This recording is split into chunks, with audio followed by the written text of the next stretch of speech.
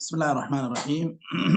الحمد لله رب العالمين، وصلى الله وسلم وبارك على نبينا محمد وعلى آله وصحبه أجمعين। अम्मा बाद, हम लोग अलाम सुन्नत المنशूरा लिअतिक़ाद ताइफ़त नाजियत المنصूरा, इस किताब में हम लोग आज सवाल नंबर 185 पढ़ रहे हैं, जो हमारे हलक़ात की तरतीब के एतबार से हलक़ा नंबर 69 है, 69।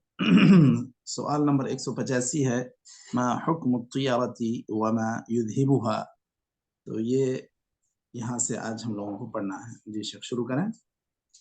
बिस्मिल्लाहिर्रहमानिर्रहीम। अस्सुआल मा हुक्म तियारती व मा युज़हिबुहा। अल-जवाब क़ाल अल्लाहु तआला अला इन्नमा ताइरुहुम इंदल्लाह व क़ाल सल्लल्लाहु अलैहि वसल्लम ला अदवा वला तियरता वला हामता वला शफ़र व क़ाल सल्लल्लाहु जी शेख सही है, चलिए। व क़ाल सल्लल्लाहु अलैहि वसल्लम अत-तियरतु शिरकुन अत-तियरतु शिरकुन व क़ाल इब्न मसऊद रज़ियल्लाहु अन्हु वमा मिन्ना इल्ला वलाकिन अल्लाह युज़हिबुहु बित्तवक्कुल व क़ाल जी सल्लल्लाहु अलैहि वसल्लम इन्नमा अत-तियरतु मा अमदाक औ रद्दक वलिअहमद मिन हदीस अब्दुल्लाह इब्न अम्र मन रद्दतहु अत-तियरतु अन हाजतिही फ़क़द अशरक قالوا فما كفارة ذلك قال أن تقول اللهم لا خير إلا خيرك ولا طير إلا طيرك ولا إله غيرك وقال صلى الله عليه وسلم أصدقها الفعل ولا ترد مسلما فإذا رأى أحدكم ما يكره فليقل اللهم لا يأتي بالحسنات إلا أنت ولا يدفع السيئات إلا أنت ولا حول ولا قوة إلا بك. السؤال ما حكم العين؟ الجواب قال النبي صلى الله عليه وسلم العين حق ورأى صلى الله عليه وسلم جارية في وجهها سبعة فقال استرقوا لها فإن بها النضرة. وقالت عائشة رضي الله عنها أمرني النبي صلى الله عليه وسلم أو أمر النبي صلى الله عليه وسلم أن يسترقى من العين. وقال صلى الله عليه وسلم لا رقية إلا من عين أو حمة وكلها في الصحيح وفيها أحاديث غير ما ذكرنا كثير ولا تأثير لها إلا بإذن الله وقد فسر بها قوله عز وجل وإن يكاد الذين كفروا ليزلقونك بأبصارهم لما سمعوا الذكر عن كثير من السلف رضي الله عنهم. السؤال على كم قسم تنقسم المعاصي؟ الجواب تنقسم إلى صغائر هي السيئات وكبائر هي الموبقات. पढ़ें शेख और क्या काफ़ी है? नहीं, पढ़िए। السؤال بماذا تكفر السيئات؟ الجواب قال الله تعالى إن تجتنبوا كبائر ما تنهون عنه نكفر عنكم سيئاتكم وندخلكم مدخلا كريما. وقال تعالى إن الحسنات يذهبن السيئات فأخبرنا الله تعالى أن السيئات تكفر باجتناب الكبائر وبفعل الحسنات وكذلك جاء في الحديث وأتبع السيئة الحسنة تمحها. وكذلك جاء في الأحاديث الصحيحة أن إسباغ الوضوء على المكاره ونقل الخطى إلى المساجد والصلوات الخمس والجمعة إلى الجمعة ورمضان إلى رمضان وقيام ليلة القدر وصيام عاشوراء وغيرها من الطاعات أنها كفارات للسيئات والخطايا وأكثر تلك الأحاديث فيها تقييد ذلك باجتناب الكبائر وعليه يحمل المطلق منها فيكون اجتناب الكبائر شرطا في تكفير الصغائر بالحسنات وبدونها. जी और पढ़ें, पढ़ें। और मल कबाइर एक पढ़ें। السؤال ما هي الكبائر؟ الجواب في ضابطها أقوال للصحابة والتابعين وغيرهم فقيل هي كل ذنب ترتب عليه حد وقيل هي كل ذنب أتبع بلعنة أو غضب أو نار أو أي عقوبة. وقيل هي كل ذنب يشعر فعله بعدم اكتراث فاعله بالدين وعدم مبالاته به وقلة خشيته من الله. وقيل غير ذلك. وقد ثبت في الأحاديث الصحيحة تسمية كثير من الذنوب كبائر على تفاوت درجاتها، فمنها كفر أكبر كالشرك بالله والسحر، ومنها عظيم كبائر الإثم والفواحش وهو دون ذلك كقتل النفس التي حرم الله إلا بالحق والتولي يوم الزحف وأكل الربا وأكل مال اليتيم وقول الزور، ومنه قذف المحصنات الغافلات المؤمنات وشرب الخمور وعقوق الوالدين وغير ذلك. وقال ابن عباس رضي الله عنهما هي إلى 70 أقرب منها إلى 7.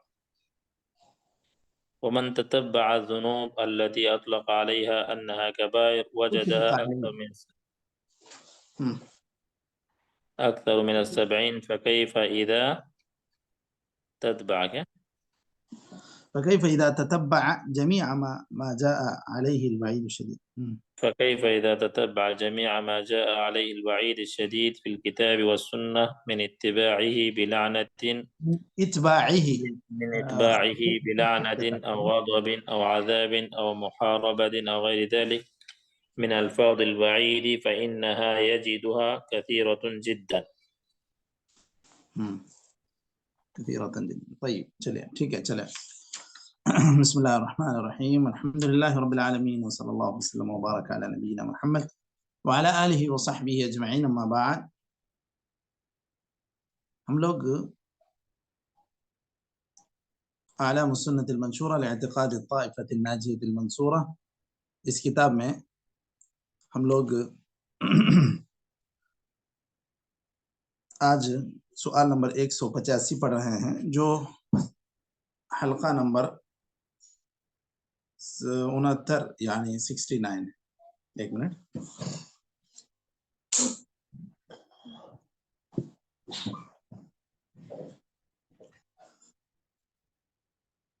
سوال ہے ما حکم الطیرة وما يذهبها. الطیرہ کیا چیز ہے اور اس کو کیا چیز ختم کر سکتی ہے،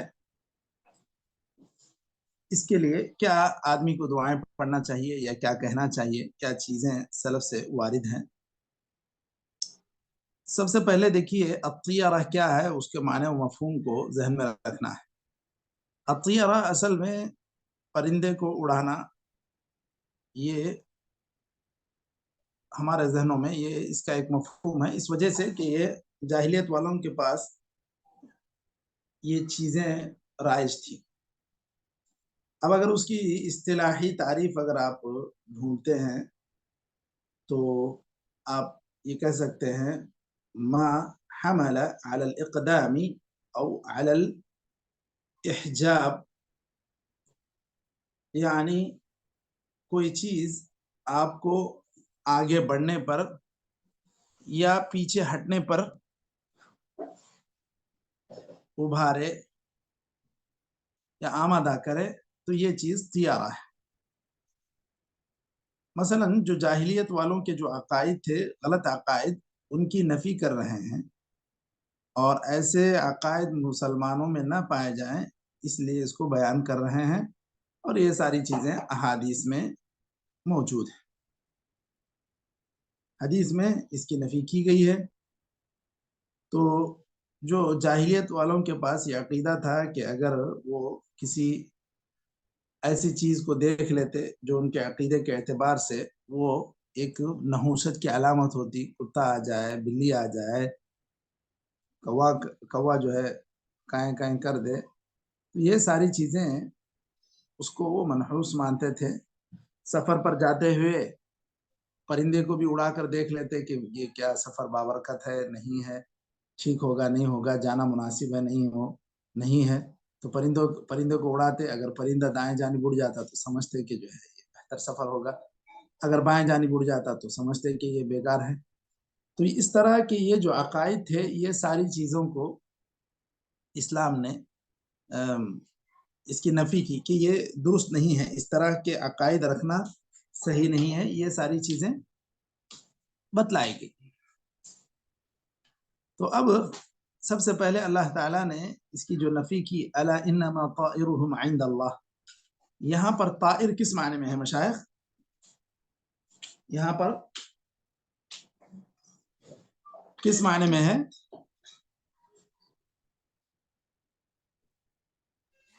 نحوست کے معنی میں۔ یہاں پر جی بولیے، اور کوئی کچھ بول رہے ہیں؟ نحوست کے معنی میں نا۔ اچھا نہیں، دیکھیے یہاں پر علماء نے جو اس کی وضاحت کی ہے کہ طائر کو یہاں قدر کے معنی میں لیا ہے۔ الا انما طائرهم عند اللہ، خوب باخبر رہو کہ اللہ تعالیٰ، ان کی تقدیر اللہ تعالیٰ کے پاس ہے، یعنی اس طرح یہ کسی چیز کو منحوس مان لیں وہ چیز منحوس نہیں ہو جائے گی، اور کسی چیز کو یہ لوگ اچھا سمجھ دیں اپنے عقیدے کے اعتبار سے کہ دائیں اڑنے سے وہ کام صحیح ہو جائے گا، بائیں اڑنے سے وہ کام صحیح نہیں ہوگا، ایسا نہیں ہے۔ اللہ تعالیٰ نے جو چیز آپ کی تقدیر میں طے کر رکھی ہے اسی حساب سے آپ کی زندگی کے مسائل آگے بڑھیں گے، اور یہ صرف یہ سمجھ لینا کہ اس پرندے کی وجہ سے آپ کا کام بن جائے گا یا بگڑ جائے گا، یہ درست نہیں ہے۔ تو یہ طائر کو یہاں پر قدر کے معنی میں لیے ہیں، تقدیر کے معنی میں علماء نے اس کی تفسیر کی ہے۔ اچھا، نبی کریم صلی اللہ علیہ وسلم نے جو نفی کی، دیکھیے 4 چیزوں کی نفی کی۔ لا عدوى، کوئی بھی مرض اپنے طور پر متعدی نہیں ہوتا ہے، یعنی اہل جاہلیت کا یہ عقیدہ تھا کہ یہ بیماری اپنے طور پہ پھیل جاتی ہے، تو اللہ کے رسول صلی اللہ علیہ وسلم نے اس کی نفی کی کہ اپنے طور پر کوئی بیماری نہیں پھیلے گی جب تک کہ اللہ تعالیٰ کی مشیت نہیں ہوگی، اللہ تعالیٰ کی چاہت نہیں ہوگی، اللہ تعالیٰ کی مرضی نہیں ہوگی۔ لیکن یہ بات بھی ہے کہ آپ صلی اللہ علیہ وسلم نے جو احتیاطی تدابیر ہے اس کو اختیار کرنے کے لیے کہا۔ آپ صلی اللہ علیہ وسلم نے یہ کہا لا یورد ممرض علی مصح، کہ ایک جس کو بیماری لگی ہوئی ہے ایسے اونٹ کو صحیح اونٹ پر نہ لایا جائے، اس کو اس کے ساتھ ملایا نہ جائے کہ کہیں اس کے مرض کے منتقل ہونے کا سبب نہ بن جائے۔ لیکن یہاں پر اس بات کی نفی کی گئی ہے کہ یہ مرض اپنے طور پر کوئی بھی متعدی نہیں ہوگا، اللہ تعالیٰ کی اجازت سے جس کو لگنا ہے وہ لگے گا۔ لیکن اس کا یہ مطلب نہیں ہے کہ آپ جو آدمی خارش زدہ ہے، آپ اس کو، جو صحیح لوگ ہیں ان کے درمیان ایسی چیزیں استعمال کرنے یا اس کی جو خاص کر ذاتی چیزیں ہوتی ہیں ایسی چیزوں کے استعمال کرنے سے نہ روکے، بلکہ روکنا چاہیے، کیونکہ آپ صلی اللہ علیہ وسلم نے اس طرح کی چیزوں کی احتیاطی تدابیر اختیار کرنے کے لیے کہا، جس طرح کہ آپ صلی اللہ علیہ وسلم نے اونٹ کو کہا کہ ایسے اونٹ جو صحیح سالم ہیں ان پر جن کو بیماری لگی ہوئی ایسے اونٹ نہ لائے جائے، نہ ملائے جائے۔ تو اب یہ چیز انسانوں میں کہ اگر کوئی چیز آپ ایک استعمال کرتے ہیں، مثلا تولیہ استعمال کرتے ہیں، کوئی بھی چیز جس سے جو براہ راست آپ کے بدن کو لگتی ہے، اگر آپ وہ خارج زدہ جو آدمی ہے وہ اگر استعمال کرے گا صحیح لوگوں کا، وہ بھی پھر اس کو استعمال کریں گے، تو اس طرح ہو سکتا ہے کہ وہ مرض لوگوں کے لیے لوگوں میں پھیل سکتا ہے، لیکن پھیلے گا تو وہ صرف اپنے طور پر نہیں پھیلے گا بلکہ اللہ رب العزت کی مرضی ہی سے پھیلے گا۔ تو یہ جو جاہلیت والوں کا یہ عقیدہ تھا کہ اپنے طور پہ جو متعدی ہوتا ہے مرض، بیماری پھیل جاتی ہے، اس کی نفی کر دی گئی ہے کہ ایسا نہیں ہوگا۔ دوسری چیز یہاں پر وَلَا طِيَرَةَ، کہ یہ جو بدشگونی لی جاتی ہے یہ بدشگونی بھی صحیح نہیں ہے، یا یہ کہیں کہ اس کی بھی کوئی حقیقت نہیں ہے۔ تو پرندہ دائیں اڑے چاہے بائیں اڑے وہ اپنے حساب سے اڑ جائے گا، وہ اس کو جدھر سہولت ہے اڑ گیا۔ اب آدمی اس سے اپنی نصیب کو معلق سمجھے، یہ سمجھے کہ یہ میرے نصیب کو بتلا رہا ہے، ایک کوا یا ایک پرندہ وہ کیا نہیں کسی کی نصیب بتلائے گا، اس کو تو خود اپنا اس کا کچھ حصہ اس کو معلوم نہیں ہے، تو وہ کیا کسی کی جو ہے رہنمائی کرے گا۔ تو اس طرح کی جو بدشگونی لینے کا عقیدہ اگر مسلمانوں میں بھی کسی چیز سے پایا جاتا ہے، صبح صبح فلاں آدمی کا منہ دیکھ لیا تو سارے کام جو ہے بگڑ رہے ہیں، تو یہ اس طرح کسی کے منہ دیکھنے سے کوئی کام نہ بنے گا نہ بگڑے گا، یہ صرف لوگوں کی کہی کہائی باتیں اور پھیلائی ہوئی باتیں ہیں یا دوسرے قوموں کا یہ اثر ہے۔ اسی طرح ولا حامۃ ولا سفر، ولا حامہ اصل میں کہتے ہیں کھوپڑی کو۔ اب لوگ یہ اس کا ایک دوسرا معنی یہ بھی ہے کہ البومہ الو، یہ جو عقیدہ رکھا جاتا تھا یا آج بھی کچھ لوگ ایسا سمجھتے ہیں کہ الو جو ہے گھر پہ بولے گا تو جو گھر کا مالک ہے وہ چلا جائے گا، مطلب مر جائے گا، اس طرح کے عقیدہ رکھتے ہیں۔ اس طرح نہ کسی الو کے یا کوے کے پکارنے سے کوئی چیز ہوگی، نہ بنے گی، نہ بگڑے گی، یہ سب غلط عقیدے ہیں، سب جاہلیت والوں کے عقیدے ہیں۔ ولا سفر، اسی طرح لوگ سفر کے مہینے کو اپنے کاموں کے لیے درست نہیں سمجھتے تھے، اس کو ایک منحوس مہینہ سمجھتے تھے، اس میں کوئی بھی شادی، سفر، تجارت میں کوئی بڑھانے کے معاملات، اس طرح کوئی کام یہ لوگ نہیں کرتے تھے، یہ سب جاہلیت والوں کے عقیدے تھے۔ ورنہ اہل اسلام کو یہ پیغام دیا گیا ہے کہ سارے مہینے اللہ تعالیٰ کے بنائے ہوئے ہیں، نحوست کسی بھی مہینے میں نہیں ہے۔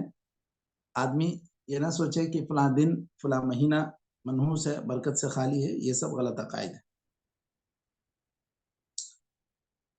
اب اللہ کے رسول صلی اللہ علیہ وسلم نے دیکھیے دیگر احادیث میں واضح بھی کیا اور یہ بتلایا، الطیرۃ شرک، الطیرۃ شرک۔ ابن مسعود رضی اللہ عنہ کا ایک قول اس میں نقل کیا جاتا ہے، وما منا الا ولکن اللہ یذہبہ بالتوکل۔ ہو سکتا ہے کہ ہمارے دل میں بھی کبھی کوئی خیال آئے، لیکن اتنا آدمی اللہ پر بھروسہ قوی رکھے کہ جو کچھ ہوتا ہے میرے نصیب میں اللہ تعالیٰ کے لکھے ہوئے عین نوشتہ جو بھی ہمارا ہے اس کے مطابق ہی ہوگا، اس کے برخلاف کسی کے کچھ کرنے سے کچھ نہیں ہونے والا۔ یہ حضرت ابن مسعود رضی اللہ عنہ کا قول ہے، ولیکن اللہ یذہبہ بالتوکل۔ اگر آپ کے ذہن میں، آپ کے خیال میں کوئی بات آتی بھی ہے تو آپ کو کرنا یہ ہے کہ اللہ تعالیٰ پر اپنے بھروسے کو مضبوط کرنا ہے۔ ساتھ ہی ساتھ یہاں پر دیکھیے اور بھی آگے ایک چیز ایک دعا کے طور پر ذکر کی جا رہی ہے، اس کو بھی دیکھ لیں۔ اور نبی کریم صلی اللہ علیہ وسلم نے یہ بھی کہا، انما الطیرۃ ما امضاک او ردک۔ آپ کو اگر کوئی چیز روکتی ہے اپنے کام سے یا آپ کو آگے بڑھا دیتی ہے تو یہ اصل میں طیارہ ہے۔ جیسے ابھی ہم نے کہا کہ وہ بائیں جانب پرندہ اڑنے کی وجہ سے کوئی آدمی اپنا سفر کینسل کر دے، اپنے کام کینسل کر دے، تو گویا کہ یہ عین تشاؤم ہو گیا، یہ عین طیارہ ہو گیا۔ باقی اگر اس طرح کا خیال آتا ہے اس کو وہ نظر انداز کر دیتا ہے یا جو نیچے دعا بتلائی جا رہی وہ پڑھ لیتا ہے تو پھر کوئی بات نہیں۔ یہاں دیکھیے دوسری ایک حدیث ذکر کی جا رہی ہے مسند احمد کی، کہ اس کے صحت میں کلام ہے کہ وہ ضعیف ہے۔ من ردته الطیرۃ عن حاجته فقد اشرک۔ کوئی خیال آیا آپ کے ذہن میں، اس طرح کی کوئی بات ہوئی، آپ نے اس کام کو چھوڑ دیا تو پھر گویا کہ آپ نے شرک کیا۔ یہ بات یہ کہہ رہے ہیں، یہ اس حدیث میں کہی جا رہی ہے اور اس حدیث کو ضعیف قرار دیا شیخ احمد شاکر۔ جب پوچھا گیا کہ اس کا کفارہ کیا ہے تو کہا ان تقول اللہم لا خیر الا خیرک ولا طیر الا طیرک ولا الہ غیرک۔ یہ کہ آدمی یہ دعا پڑھے، اللہم لا خیر الا خیرک ولا طیر الا طیرک ولا الہ غیرک، اس طرح کی کوئی بات ذہن میں آئے تو یہ دعا پڑھے تو پھر یہ اس کے عقیدے کی سلامتی کے لیے بہتر ہے۔ آپ صلی اللہ علیہ وسلم کے پاس جب اس چیز کا ذکر نکلا کہ اس طرح لوگ کرتے ہیں تو کیا ہمارا موقف کیا ہونا چاہیے؟ تو آپ صلی اللہ علیہ وسلم نے کہا احسنها الفعل یا اصدقها الفعل۔ دیکھیے بعض نسخوں میں احسنها ہے، بعض میں اصدقها۔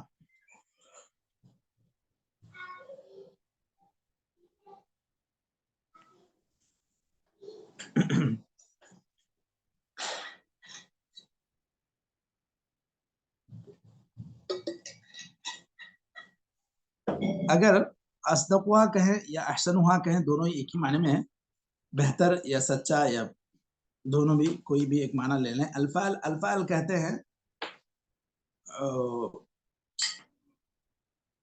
اس کو بدشگونی کے برخلاف اچھا شگون لینا یا اچھا گمان کرنا، خاص طور پر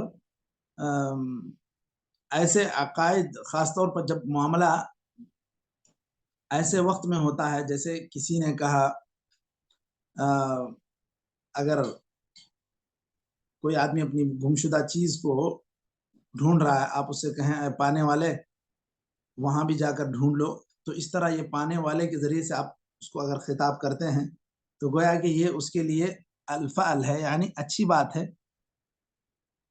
آپ کے اس کلمے سے وہ نیک فعل لے گا. نیک فعل لینا اس کو کہتے ہیں. یہ آپ صلی اللہ علیہ وسلم نے جب صلح حدیبیہ کے موقع پر مراسلت کی کفار مکہ سے، تو سہیل لوگوں میں کئی ایک مراسل، کئی ایک قاصد آپ صلی اللہ علیہ وسلم کی خدمت میں آئے. معاملہ حل نہیں ہو رہا تھا، لیکن جب سہیل آ گئے، سہیل قاصد بن کر آئے، تو آپ صلی اللہ علیہ وسلم نے کہا کہ اب معاملہ آسان ہو جائے گا. تو آپ صلی اللہ علیہ وسلم نے گویا کہ اس سے نیک فعلی لی. تو یہ ہو سکتا ہے آدمی نیک فعل لے کسی اچھی بات سے، اچھے کام سے. وَلَا تَرُدُّ مُسْلِمًا، یہ چیز کسی مسلمان کو کسی بھی کام سے نہ روکے اس طرح کی بدشگونی. فَإِذَا رَأَى أَحَدُكُمْ مَا يَكْرَهُ فَلْيَقُلْ، اگر کسی کو کوئی چیز ایسی لگے کہ بھائی یہ ناپسندیدہ معلوم ہو، تو اسے یہ کہنا چاہیے اللہم لا یأتی بالحسنات الا انت ولا يدفع السیئات الا انت ولا حول ولا قوة الا بک. یہ اس دعا کے تعلق سے شیخ البانی نے کہا کہ یہ ضعیف ہے، خاص کر یہ جو لا یأتی اللہم لا یأتی بالحسنات الا انت ولا يدفع بالسیئات الا انت، یہ حدیث ضعیف ہے، جیسا کہ اس کی سند کی تحقیق میں شیخ البانی نے ذکر کیا. اچھا، تو دیکھیے یہاں تک طیارہ یا طیارہ کو ختم کرنے والی کیا چیز ہے. ایک تو توکل ہے اللہ تعالیٰ پر. اس کے علاوہ یہ دعا بھی پڑھے اللہم لا خیر الا خیرک ولا طیر الا طیرک ولا الہ غیرک. یہ چیز انسان کے لیے بہتر ہو سکتی ہے اس کے عقیدے کو سنبھالنے میں. اس کے بعد دیکھیے سوال ہے، سوال نمبر 186، ما حکم العین؟ عین کا حکم کیا ہے؟ عین کہتے ہیں اصل میں لغوی اعتبار سے تو عین نظر، کیا کہتے ہیں، آنکھ ہی ہے، لیکن یہاں خاص طور پر اس سے مراد ایسی نظر کا لگنا جو کسی کے نقصان کا سبب بنے. اب اس کی تعریف کیا کریں گے مشائخ؟ اس کی تعریف کیسے ہوگی؟ نظر بد. ٹھیک ہے، یہ بھی مختصر ہے. اور بھی کچھ اور بھی کچھ تفصیل کے ساتھ اس میں کیا کہیں گے العین کو؟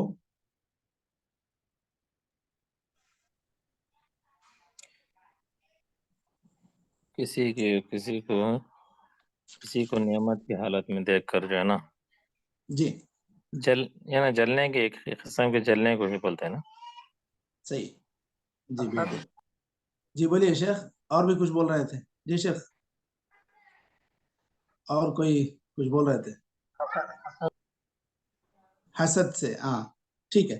تقریباً بات آ گئی، تینوں کی جو گفتگو ہوئی اس کے اندر یہ بات تو آ گئی. دیکھیے ابھی اس کی تعریف جو اہل اصول کرتے ہیں وہ اس طرح کہ نظرۃ انسی او جنی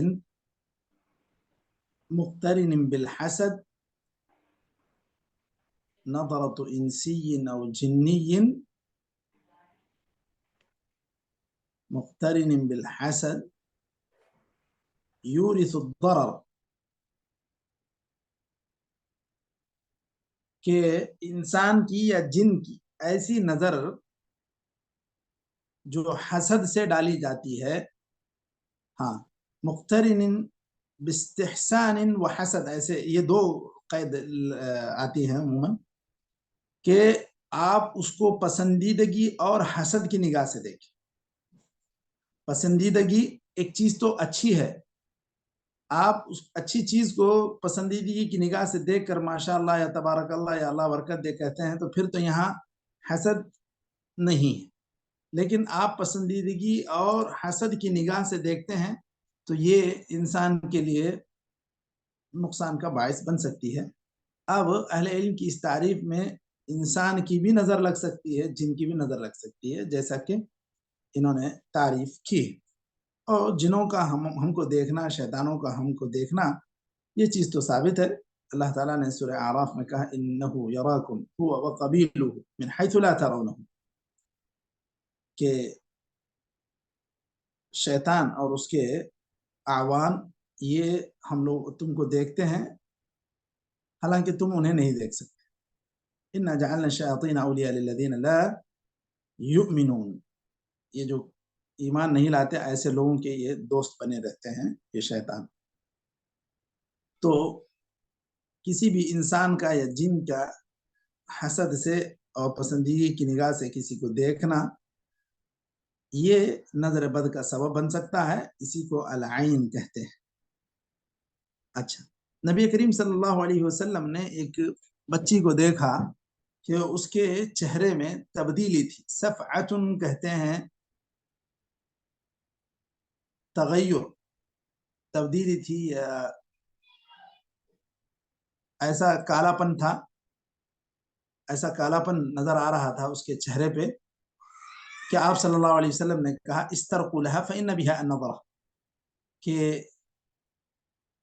اس کو علاج کرو یا اس کو رقیہ پڑھ کے اس پر دم کرو کیونکہ اسے نظر لگی ہوئی۔ الصفعہ کے معنی دیکھیے صفرتن کہا گیا ہے، پیلا پن بھی یا کالے سے ملا ہوا اس طرح کا رنگ، یعنی کہ چہرہ بدل رہا تھا ایسا۔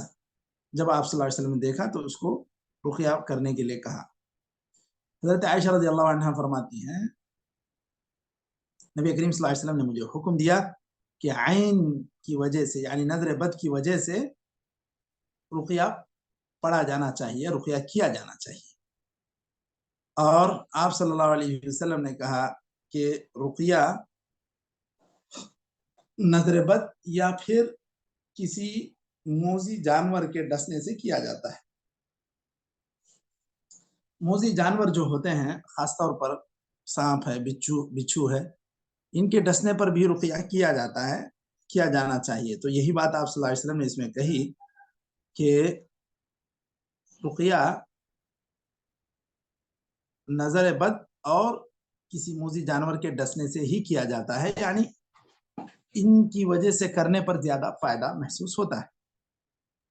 یہ ساری صحیح احادیث ہیں۔